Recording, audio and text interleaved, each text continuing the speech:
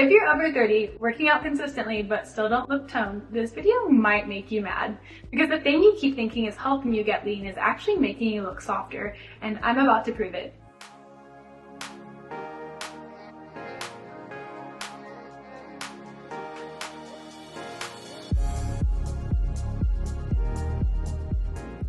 Let me guess, you're crushing your workouts 4 to 5 times a week. Maybe you're training for a half marathon or you're religious about your strength training. You eat clean, you've cut your carbs way down, and yet you still don't have that defined, toned look that you're working so hard for. In fact, you might even look softer now than when you first started. If this sounds familiar, drop a comment down below.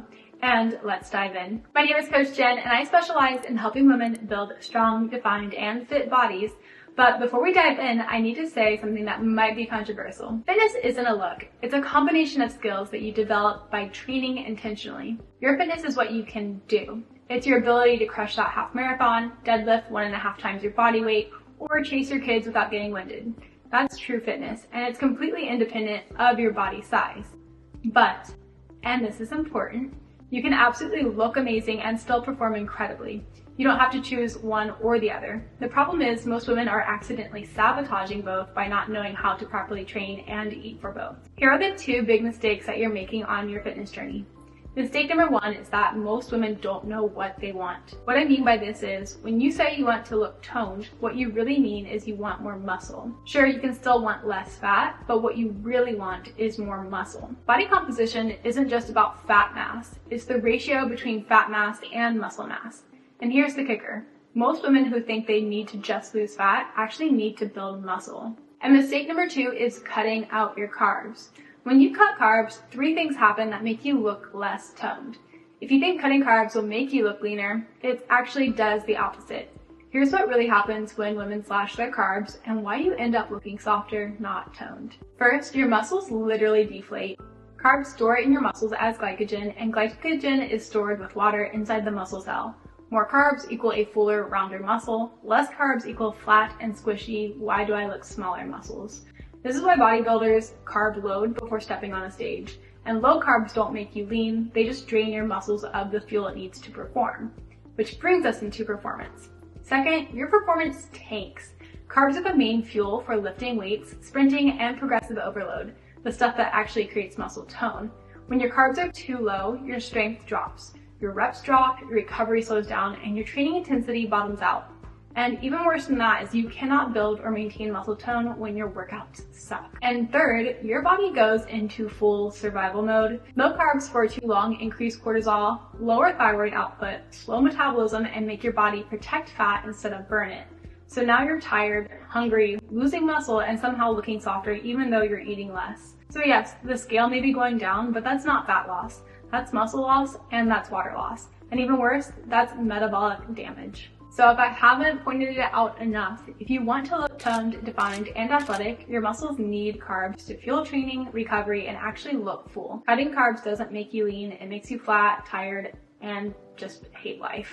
You're literally working against your own goals when you don't have carbs. I can even say from personal experience that I learned this the hard way. Years ago, during the beginning of my fitness journey, I was running every other day, lifting 4 times a week, and eating clean, which meant basically just whole foods and nothing that resembled anything treat-like. I made all of my carbs low carbs.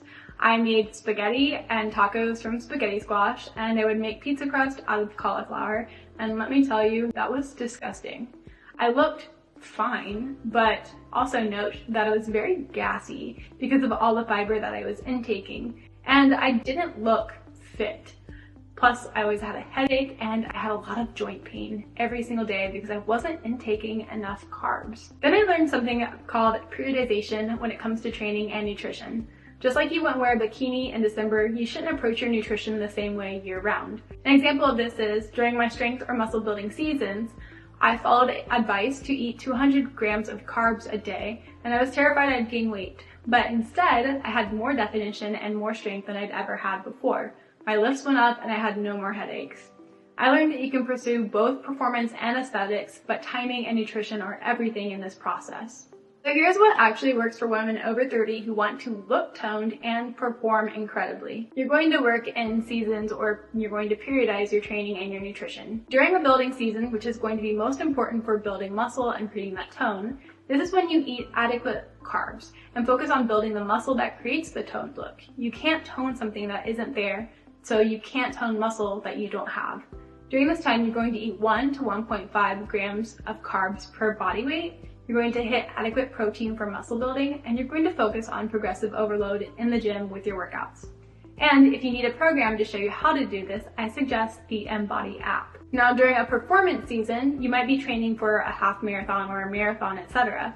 This is when you eat for your training, and your body needs this fuel to perform and recover. So higher carbs around high activity and high intensity training days will help you fuel and recover. And this is a time period where you shouldn't try to diet during the peak training. This is where you need to eat more, and that's okay. It's also really important to note that a marathon is not a diet plan itself. This is a time when your body needs more calories, but don't use it as an excuse to gorge yourself. Half marathon and marathon training can go one of two ways. You either are more hungry due to the high activity level that you have during this time, or you're less hungry due to the stress response on your hormones and digestive system from training. It's really important during this time period to focus on adequately tracking your nutrition so you're not too far over or too far under on your calories and your nutrients.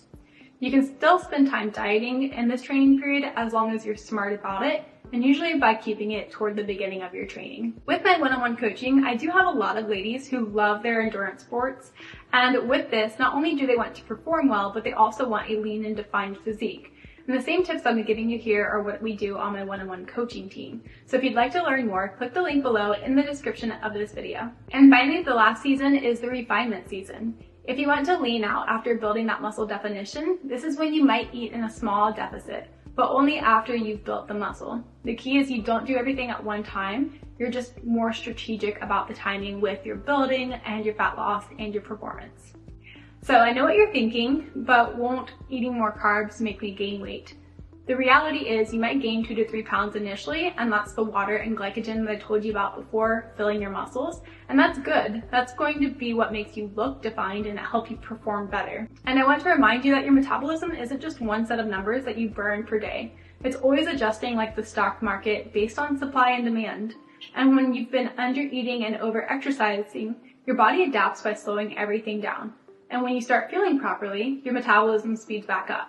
And this is called metabolic adaptation, and it's why chronic exercisers and dieters can train and eat less calories and still not lose weight. And finally, your action plan. So it's best to have one key principle that you apply to this entire concept. Do a little bit of hypertrophy all the time. Whether you're training for a race or you just want to look amazing, always include some muscle building work and periodize your nutrition based on the demands that you're asking of it.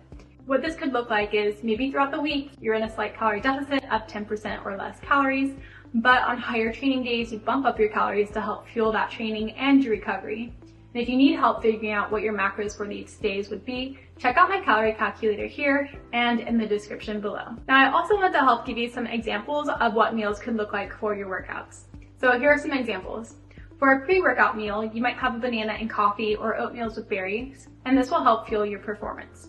The closer to your training, so let's say 45 minutes or less before you train, you'll want quicker digesting carbs, and this will be something like white bread, white rice, crackers, or low-fiber cereals.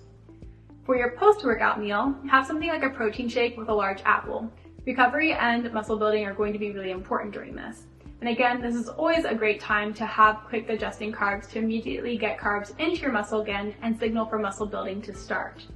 And finally, just on a daily basis, including rice, potatoes, oats, fruit, and real food that supports training and muscle growth is going to be great.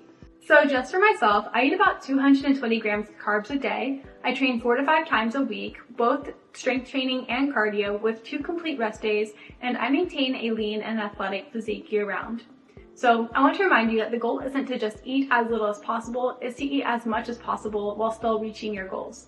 If you're thinking, Jen, that was a lot of information and I'll never remember this, that's okay. Grab your paper and pencil and I'm going to give you the takeaways. Mistake number 1 is trying to diet during peak training for your events. If you're ramping up the training for your half marathon, that's not the time to cut calories. Fuel your performance and worry about aesthetics in the earlier part of your training or in your off season. And a special note to my runners, time off of half marathon training is really good because it can help you get lighter whenever you go into a calorie deficit, and this will make you run better and you're more likely to get a new PR. Mistake number 2 is thinking that you need to choose between performance and aesthetics, but that's not true. You can have both, you just have to use periodization. And mistake number 3 is forgetting that you need to build muscle. Most women need more muscle, not less fat, in order to look more toned.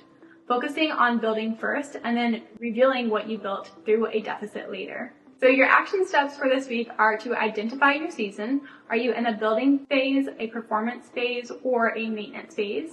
And then calculate your carb targets. For this, you want 1 to 1.5 grams per pound of body weight and add some hypertrophy. Include muscle building work regardless of your main goal. And like I said, if you want help figuring this out, you can go to my calorie calculator to have this build out your macro targets for the season that you're in and for the training days that you have ahead. And can we all just agree that we didn't start working out to look average? You, just like me, want to be fit while looking strong, defined, and toned.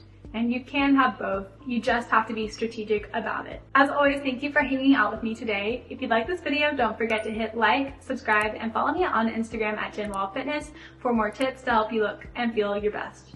I'll see you in the next one.